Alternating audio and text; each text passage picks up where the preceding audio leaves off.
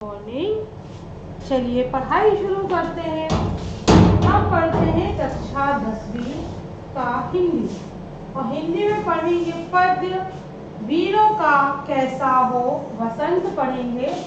आप अपनी हिंदी की किताब निकाल के बैठिए।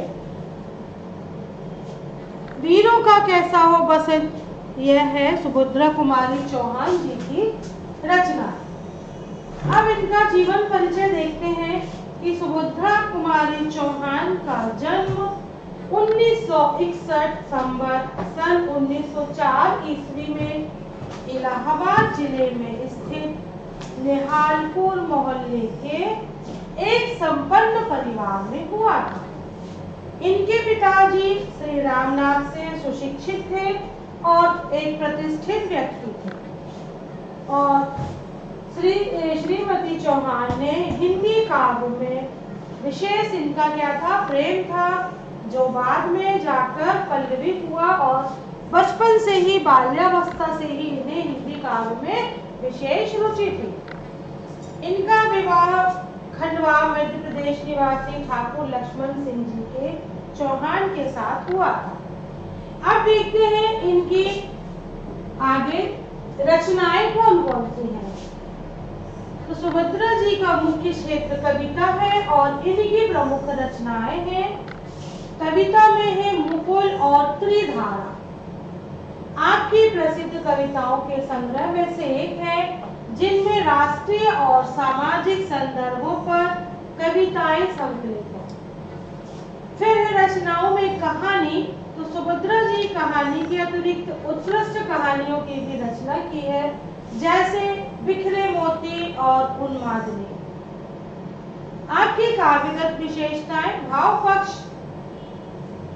सुभद्रा कुमारी चौहान के काव्य में वीर, श्रृंगार और वात्सल्य की त्रिवेणी प्रवाहित है, मतलब तीन रसों की धारा प्रभावित है, परंतु काव्य का मूल रस वीर रस है।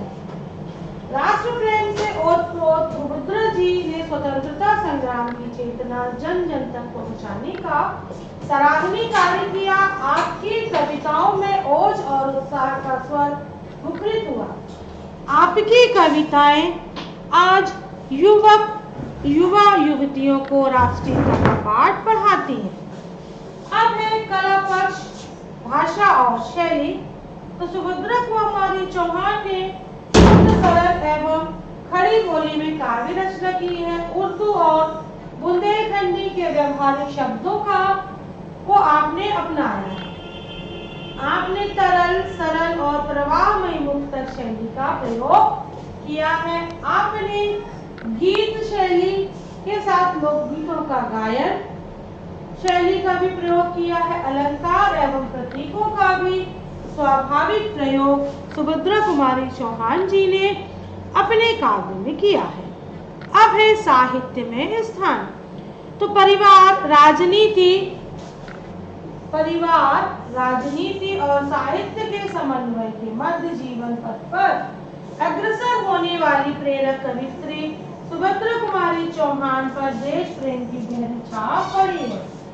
आपने समसामयिक संदर्भों को ऐतिहासिक सांस्कृतिक पुट देकर जन जागरण तक जो प्रशंसनीय कार्य किया वह अमर रहेगा। आधुनिक काल के कवियों में सुभद्रा जी का सम्मानजनक स्थान रहेगा। अब देखते हैं कि वीरों का कैसा हो वसंत, इसका केंद्रीय भाव या भाव सारांश क्या है। तो ये जो कविता है वीरों का कैसा हो वसंत, इस कविता में कवित्री सुभद्रा कुमारी चौहान ने राष्ट्र परतंत्रता से मुक्ति की अपेक्षा राग रंग को श्रेष्ठ ठहराया। जैसे प्रकृति अपने फूलों के माध्यम से केसरिया वस्त्र पहनती है, उसी भांति वीरों को भी वसंत का आह्वान करना चाहिए। संपूर्ण दिशाएं भी यह पूछ रही है कि वीरों का कैसा होना, वसंत कैसा होना चाहिए। हिमालय की पुकार में भी यही स्वर गूंज रहा है और वीरों की कोकिला की तान सुनने के साथ ही रणभूमि में जाने के लिए उद्यत रहे। जागृति का संदेश देते हुए कहती है कि हे वीरों, तुम्हें भली प्रकार यह ज्ञान है कि लंका में क्यों आग लगाई गई, कुरुक्षेत्र में महासंग्राम क्यों हुआ था।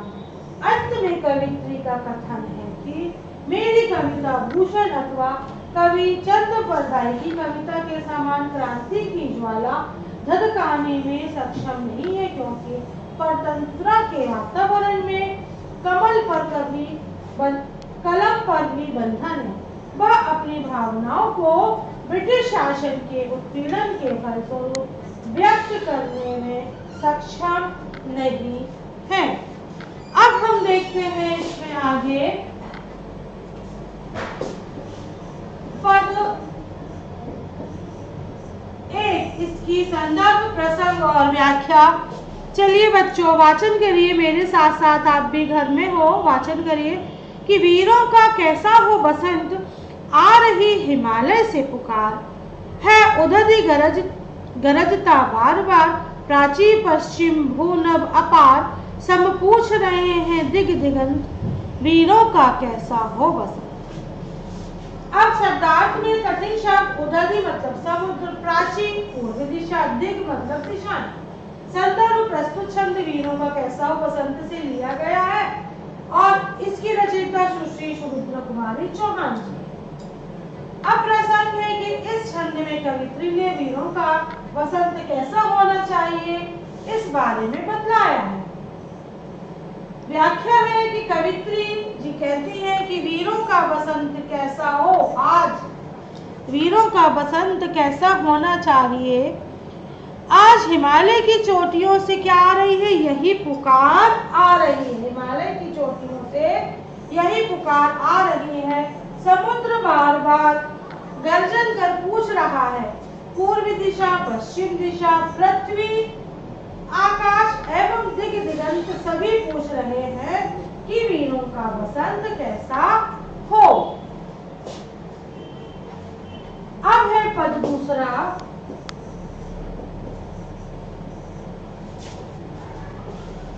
फूली सरसों ने दिया रंग, मधु लेकर आ पहुंचा अनंग, बधु वसुधा पुलकित अंग अंग, है वीर देश में किंतु कंत, वीरों का कैसा हो बसंत।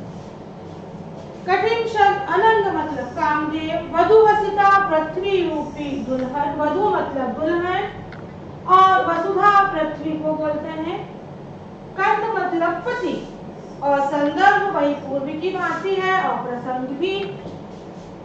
अब है व्याख्या की कवित्री कहती हैं कि बसंत ऋतु में सरसों ने फूलकर अपना बसंती रंग संपूर्ण पृथ्वी पर बिखेर दिया है। कामदेव मधु लेकर स्वयं उपस्थित हो गया है। इस ऋतु में पृथ्वी रूपी वधु का अंग प्रत्यंग खुशी से पुलकित हो रहा है। आज हमारे देश में वीर तो है, परंतु हमारा वसंत या पति, यहाँ वसंत को पति बोला गया है, हमारे पास नहीं है। वीरों का यह बसंत कैसा है। इसका काव्य सौंदर्य की वसंत ऋतु की मादकता प्रकृति में छा गई है और वधु वसुता के रूप में रूपक अंग अंग में पुनरुक्ति प्रकाश अलंकार है। अब है पद 3,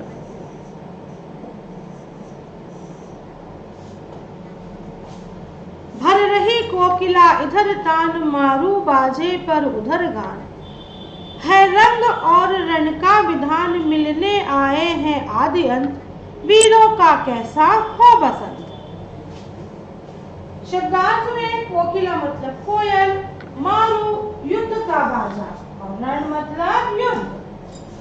संदर्भ वही पूर्व की भांति है कि प्रस्तुत पंक्तियां वीरों का कैसा हो बसंत से ली गई हैं और इसकी कवित्री सुभद्रा कुमारी चौहान जी हैं। प्रसंग भी पूर्ववत कि प्रस्तुत पद में कवित्री ने कि वीरों का बसंत कैसा होना चाहिए इस विषय में बतलाया है।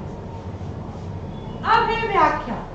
तो कवित्री कहती है कि एक ओर तो कोयल अपनी मीठी मीठी धुन गा गा कर सुना रही है और दूसरी ओर क्या हो रहा है, युद्ध का बाजा बज रहा है। युद्ध का बाजा मारू बज रहा है। ऐसा लग रहा है कि आनंद दोनों का विधान है। ऐसा लग रहा है कि आज आदि और अंत दोनों मिलने के लिए आए हैं। वीरों का बसंत कैसा हो। इसमें विशेष है, चाहे बसंत की मादकता हो या फिर कोई दूसरा आकर्षण, वीरों को अपने रण क्षेत्र से कोई भी हटा नहीं सकता। अब है पद 4।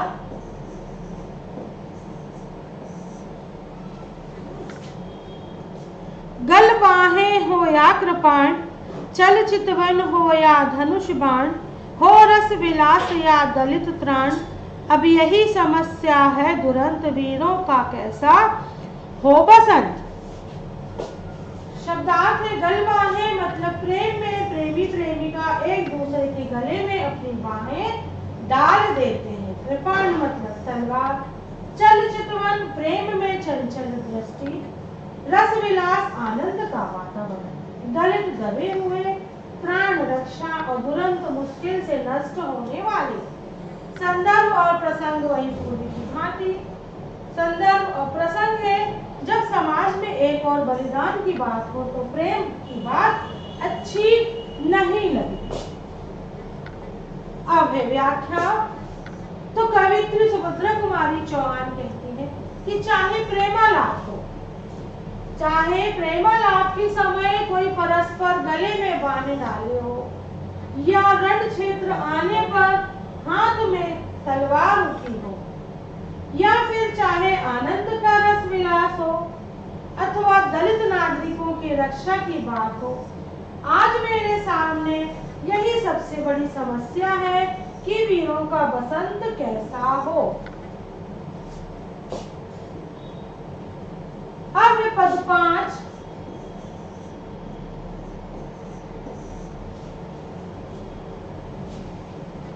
कह दे अतीत अब मौन त्याग, लंके तुझ में क्यों लगी आग, एक कुरुक्षेत्र अब जाग जाग, बतला अपने अनुभव अनंत, वीरों का कैसा हो बसंत।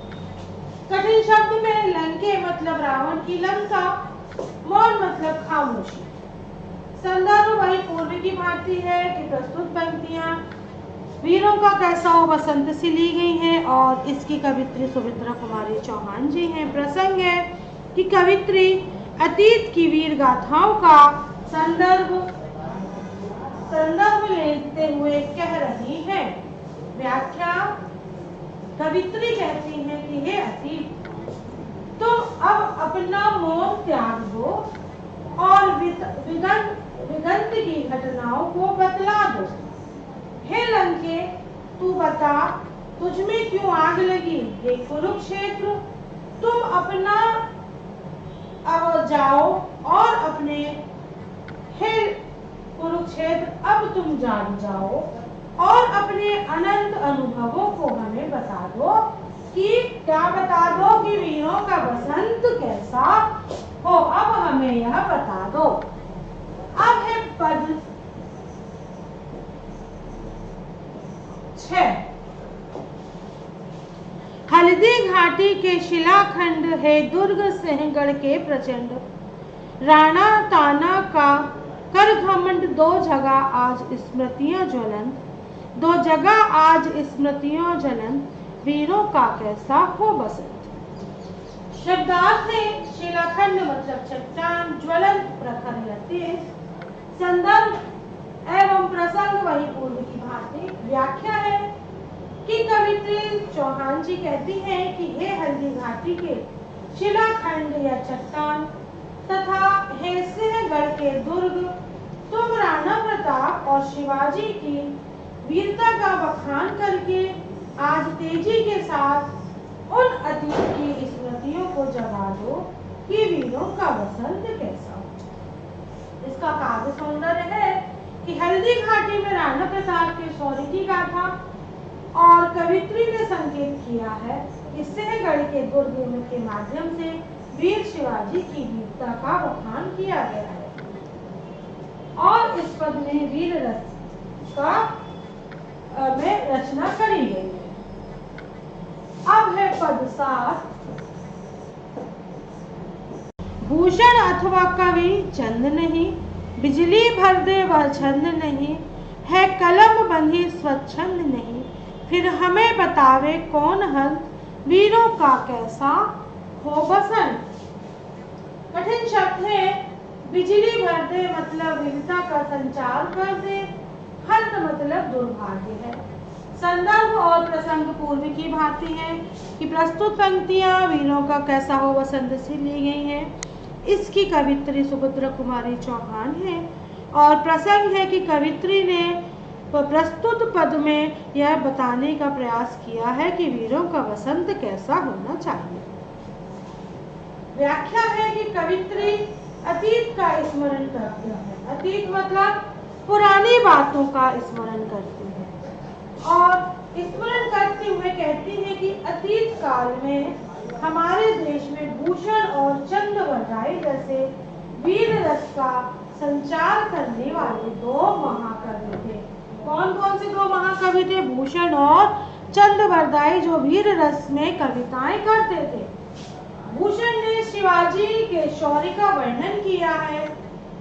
उस समय समाज में वीरता का संचार किया था और उससे पूर्व चंद्रवरदाई ने पृथ्वीराज के शौर्य का वर्णन कर तत्कालीन समाज में वीरता का संचार किया। लेकिन देश का दुर्भाग्य है कि ऐसे महान कवि आज नहीं है। इतना ही नहीं, वर्तमान में शासकों ने इस प्रकार के कवियों की रचना धर्मता को कैद कर लिया है, उनको बोलने की आज्ञा नहीं दी है। फिर हमें कौन मार्गदर्शन देगा? यह हमारा दुर्भाग्य है। वीरों का वसंत कैसा है? अब है बच्चों यहाँ पर प्रश्न उत्तर। तो पहला प्रश्न है, एक कुरुक्षेत्र अब जाग जाग से कवि का क्या आशय है? तो एक कुरुक्षेत्र अब जाग जाग से कवि का आशय यह है कि जिस प्रकार द्वापर में कुरुक्षेत्र में अन्याय के विरुद्ध संघर्ष किया गया था, आज पुनः उसी की आवश्यकता है। फिर प्रश्न दूसरा, सिंहगढ़ का दुर्ग एवं हल्दी घाटी में किसकी याद छुपी है?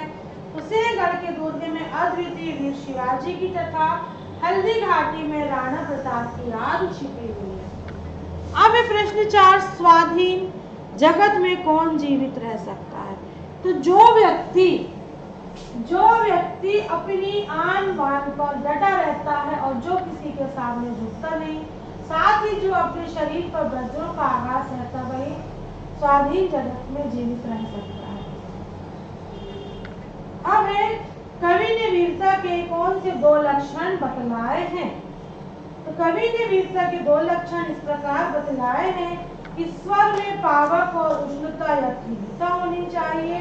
दूसरे, वीर सिंह पर तलवार की चोट का चंदन लगा होना चाहिए।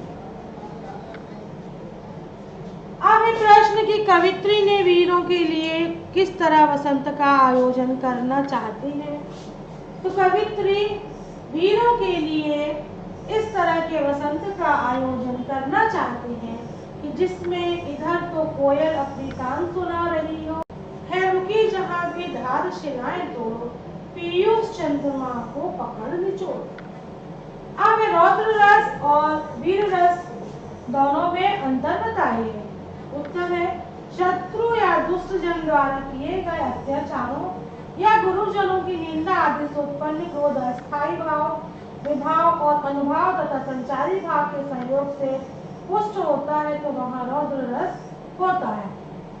रौद्र और वीर रस में अंतर की वीर एवं रौद्र 2 भिन्न भिन्न रूप हैं। वीर रस का स्थायी भाव उत्साह होता है, जबकि रौद्र रस का स्थायी भाव क्रोध होता है।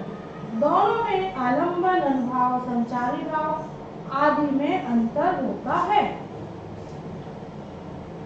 बच्चों,